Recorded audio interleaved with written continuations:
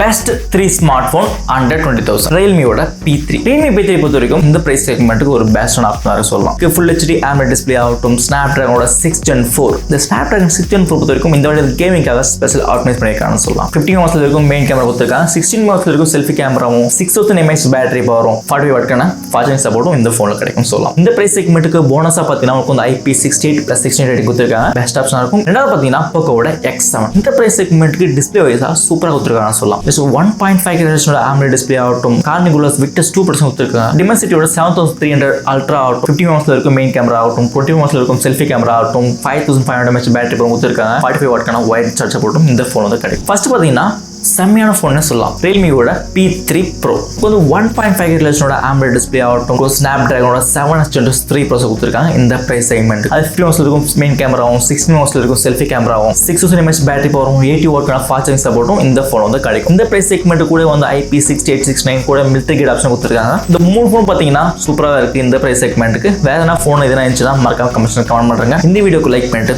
நம்ம channel subscribe பண்ணுங்க. பாய்.